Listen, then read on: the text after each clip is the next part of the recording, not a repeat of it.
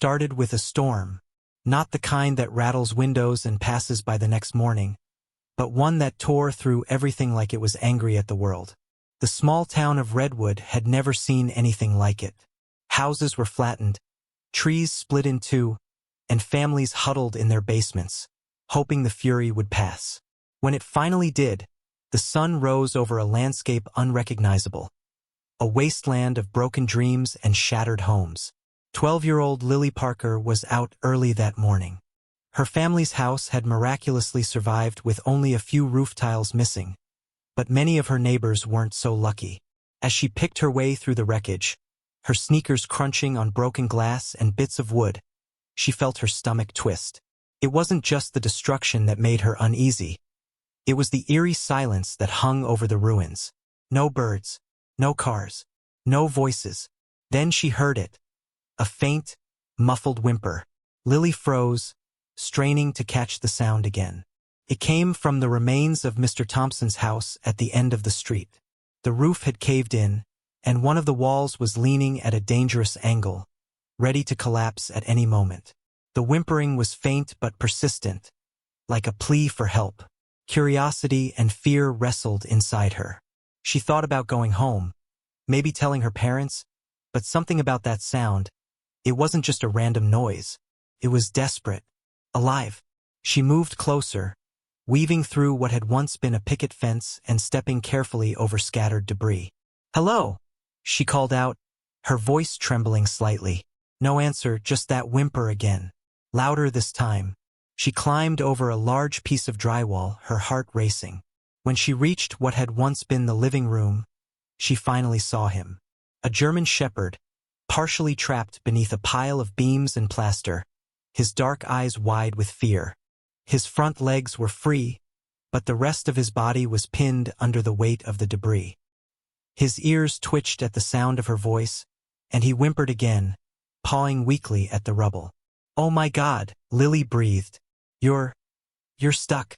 She crouched down, reaching out cautiously. The dog growled low in his throat, a warning. Hey, it's okay. I'm not gonna hurt you," she whispered. "You're scared. I get it. But I'm here to help." The dog's growl softened, and Lily felt a surge of determination. She couldn't just walk away. No one else was around, and if she didn't help him now, he might not survive. But how was she supposed to lift all that rubble by herself? She looked around and spotted a long wooden beam lying nearby. Maybe she could use it as a lever. It was risky. One wrong move and the rest of the wall might come down, but she had to try. "Hang on, boy," she said, grabbing the beam and wedging it under one of the larger pieces trapping the dog. Her arms strained as she pushed down with all her weight. The rubble shifted slightly, and the dog yelped in pain. Sorry. Almost there," she muttered, gritting her teeth. Finally, with one last push, the beam gave way, and the pile shifted just enough for the dog to wiggle free. He staggered to his feet, shaking dust from his fur. Lily backed away, giving him space. For a moment, they just stared at each other. His gaze was intense, almost grateful. "You okay, boy?" she asked softly. The dog took a hesitant step toward her, then another, until he was close enough to sniff her hand. He didn't seem aggressive anymore, just exhausted and frightened. She gently patted his head, feeling the warmth of his fur beneath the grime. "You're gonna be all right," she promised. But before she could relax, a sharp creaking noise echoed through the ruins. Lily's eyes snapped to the leaning wall. It was shifting, tilting more than before. "Oh no," she whispered. The wall groaned, and she knew they had to get out, now.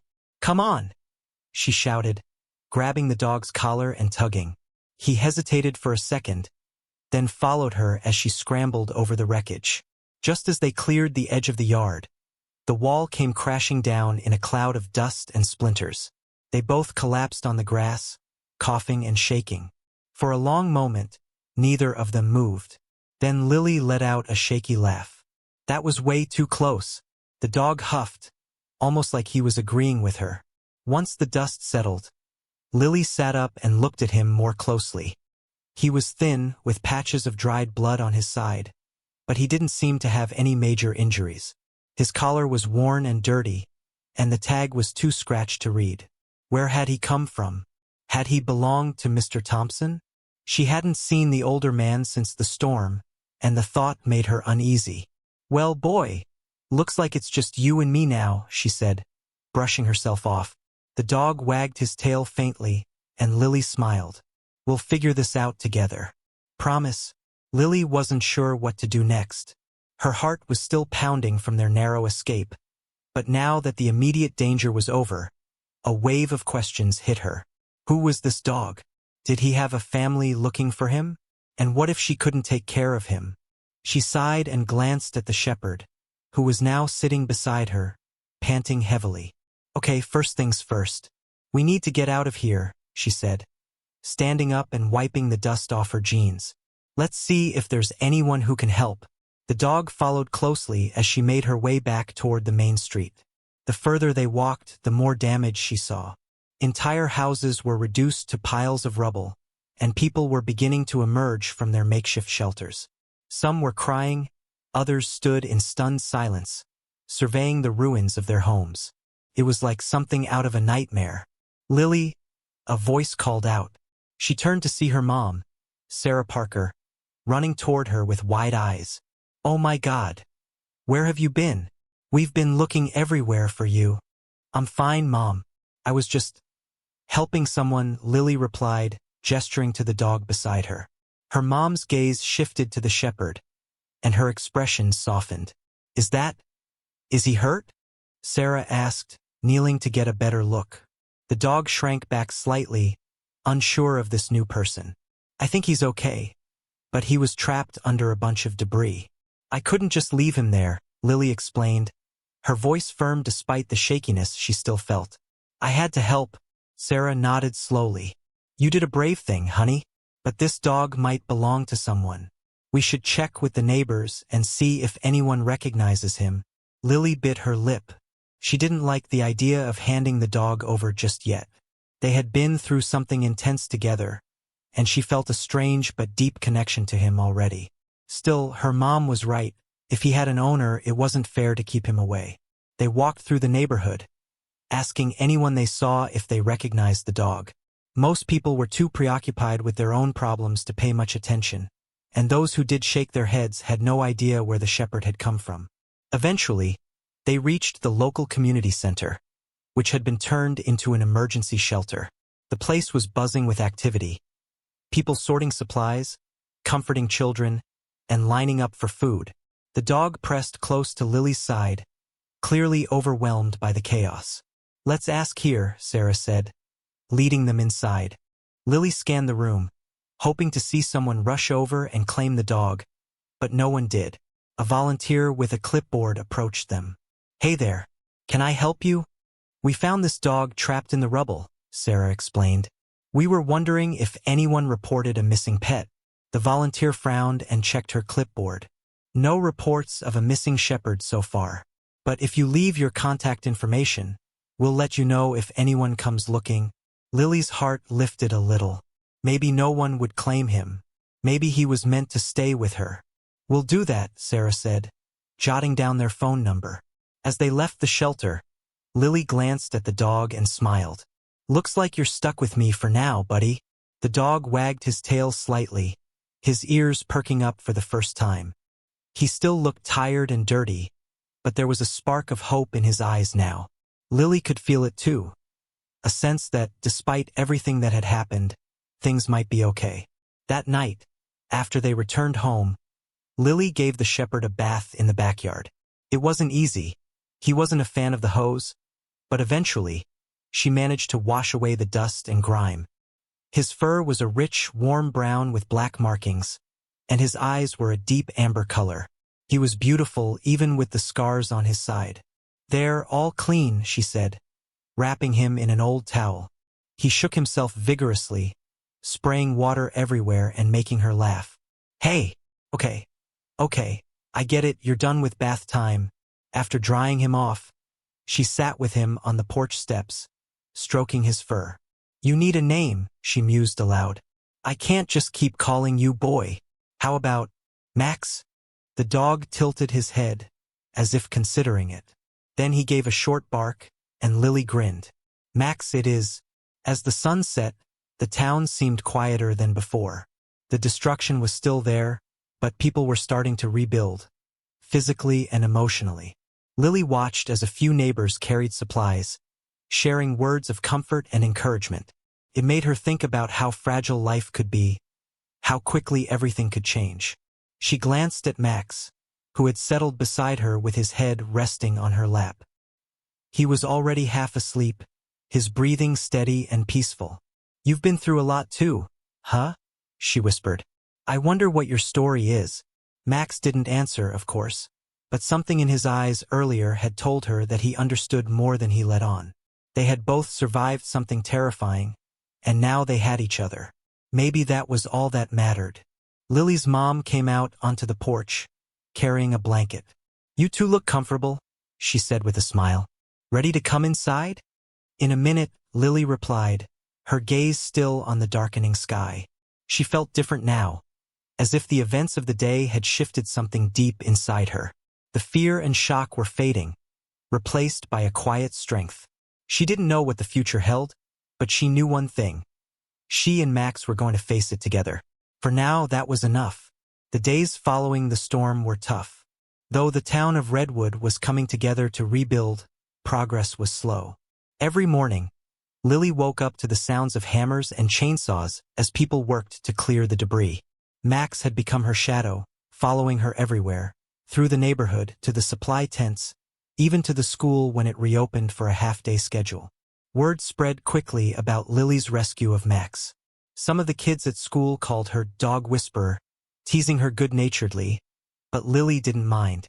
Max had become her closest companion, a source of comfort in the chaos. She couldn't explain it, but she felt like they were meant to find each other. But not everyone in town saw Max as a friendly addition. One afternoon, as Lily was walking Max near the town's park, a tall, burly man with a weathered face approached them. His eyes narrowed as he looked at the dog. "Hey, is that German Shepherd yours?" the man asked, his tone rough. He wore a work vest and had a scar running along his jawline. Lily tensed, instinctively stepping between Max and the stranger. "Yeah, he's mine," she said cautiously. "Why?" The man crossed his arms. "That dog looks a lot like one that used to belong to an old guy named Carl Thompson. You know him?" Lily nodded slowly. "Mr. Thompson lived at the end of my street, but I haven't seen him since the storm." "Yeah, well," the man grunted, "Thompson used to have a shepherd named Duke. If that's him, you might be in for trouble. That dog was trained military style. Could be dangerous." Max, who had been calmly sitting by Lily's side, let out a low growl, sensing the tension. The man's eyes hardened. "You see that?" the man said. "That dog's trouble waiting to happen." "He's not dangerous," Lily shot back, her voice sharp. "He's been through a lot, and he's scared. That doesn't make him a threat." The man gave her a skeptical look. "Just be careful, kid. Dogs like that have a history. You never know what they might do." Lily watched as the man walked away, his words hanging in the air like a dark cloud. She knelt beside Max, rubbing his ears. "Don't listen to him, Max. You're not dangerous. You're a good boy." Max licked her hand in response, his tail wagging gently. But deep down, Lily couldn't shake the man's warning. Had Max really belonged to Mr. Thompson? So why hadn't anyone claimed him yet? And what did the man mean about a military history? That night, Lily lay in bed, unable to sleep. Her mind kept circling back to what the man had said. Max was gentle with her, but there were moments when his instincts kicked in, like when he heard loud noises or saw unfamiliar men approaching. He would stiffen, his eyes going sharp and alert, as if waiting for a command. "Who are you really, Max?" she whispered into the darkness. Max, who was curled up on the floor beside her bed, lifted his head at the sound of her voice but soon settled again. She sighed and closed her eyes, trying to push the thoughts away. Sleep came eventually, but with it came a nightmare. In it, Max was trapped again, this time surrounded by shadows that grew larger and more menacing. No matter how hard Lily tried to reach him, the shadows pulled him away. She woke up in a cold sweat, her heart racing. The next morning, Lily decided it was time to find answers. If Max had a past, she needed to know about it. She started by asking around the neighborhood, hoping someone knew more about Mr. Thompson and his dog. Most people gave vague responses. He kept to himself, or, I didn't know he had a dog. Finally, Mrs. Jenkins, an elderly woman who lived 2 streets over, provided a clue. Carl served in the army, you know, she said, her eyes distant as she recalled the past. He was quiet about it, but I heard he had a service dog after he came back. Poor man didn't have many visitors. The storm might have been too much for him. Lily's stomach tightened. If Max really was a service dog, that could explain his behavior. But it also meant he had likely seen things no one should ever have to see. She wanted to protect him, to give him a new life where he didn't have to be afraid anymore. Later that day, as she and Max walked along the edge of town, another unexpected event unfolded. A black SUV pulled up beside them, and a man in a dark suit stepped out. He looked like he belonged in a movie. Polished shoes, neatly combed hair, and an expression that was unreadable but intense. "Excuse me," the man said, his voice calm but authoritative. "Is that dog yours?" Lily bristled. Why was everyone suddenly so interested in Max? "Yeah, he's mine." "Why?" The man pulled out a badge, identifying himself as Agent Matthew Collier. "I'm with the State Search and Rescue Division. We've been looking for a dog matching his description. He's a highly trained search and rescue animal." "Was he in your care during the storm?" Lily's mind raced. I found him trapped under some rubble after the storm. But he's been with me ever since." Agent Collier nodded thoughtfully. "That makes sense. We had reports of several dogs from our program getting separated from their handlers during the disaster. This dog might be one of them." Lily's heart sank. Was this man here to take Max away? After everything they had been through together? "I don't want to lose him," she blurted out. "He's been through so much and so have I. We've helped each other." The agent's expression softened slightly. "I understand. These dogs form deep bonds with the people who help them. But we'll need to confirm his identity. If he's part of our program, there might be a way for you to stay involved in his future." Lily swallowed hard. "Okay," she whispered. "But I won't let him go without a fight." Lily could barely concentrate on anything else. The idea of losing Max gnawed at her like a persistent ache. Agent Collier had promised to return in a few days with more information, but waiting felt like torture. What if they took Max away? Could she convince them to let him stay? Lily decided she wouldn't sit idle. She'd fight for Max, and that started with proving how much he had changed both their lives. The next day, she took Max to the park again, determined to help him socialize and show everyone he was more than just a trained dog with a past. She brought his favorite ball and tossed it across the grass. "Go get it, Max," she cheered.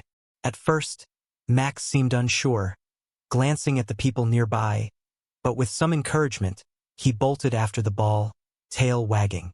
When he returned, Lily laughed and gave him a pat on the head. It was a small thing, but seeing him play like a normal dog filled her with hope. A group of younger kids approached cautiously. "Can we pet him?" a little boy asked. Lily hesitated but nodded. "Sure. Just be gentle. He's still getting used to everything." To her relief, Max was calm and patient as the kids stroked his fur. He even licked one of the girls' hands, earning a round of giggles. Lily beamed. "See? He's not dangerous. He just needed a chance." That evening, back home, she found her mom at the kitchen table, sipping coffee. "Mom, what if they take Max away? Can't lose him. He's like family now." Sarah set her mug down and sighed.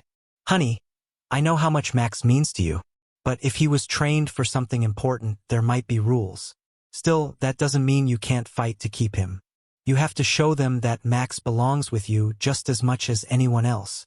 Lily nodded slowly, determination hardening in her chest. "I'll do whatever it takes." 2 days later, Agent Collier returned. This time, he wasn't alone. He brought a woman named Maria, a handler from the Search and Rescue Division. She wore a warm smile but carried an air of authority. "We've confirmed it," Collier began. "Max, formerly known as Duke, was part of our search and rescue team.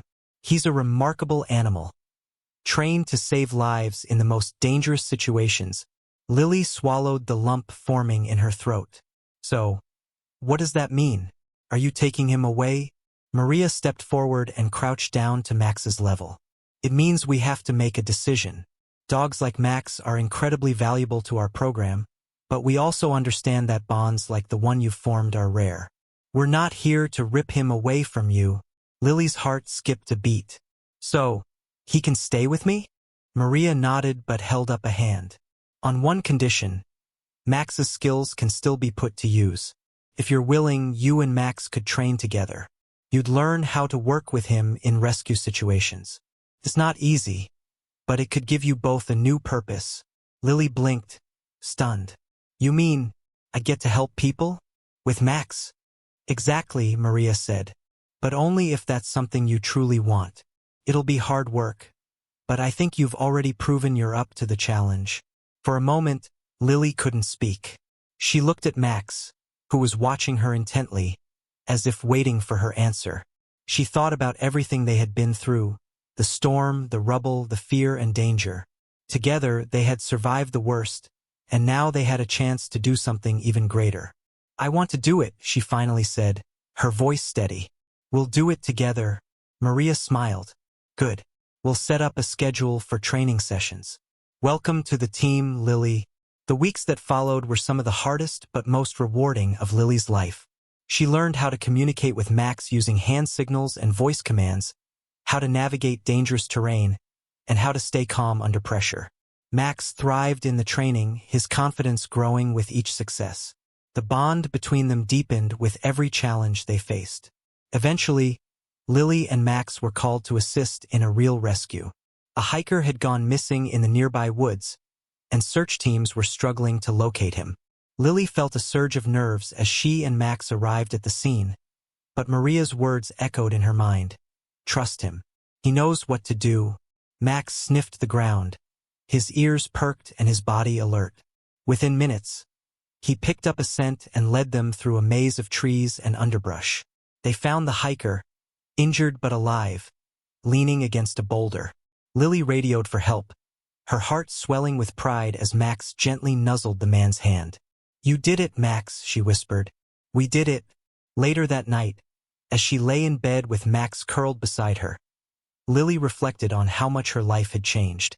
The storm that had once seemed like the worst thing imaginable had brought her something she never expected. A partner, a purpose, and a newfound strength within herself. Thanks for saving me too, she murmured, stroking Max's fur. He gave a contented sigh in response, and Lily smiled. If she had any advice for others, it was this. Sometimes the hardest moments in life lead to the greatest opportunities. You just have to be brave enough to face them. And with Max by her side, she knew she could face anything. Don't forget to write your opinion and like and subscribe to the channel.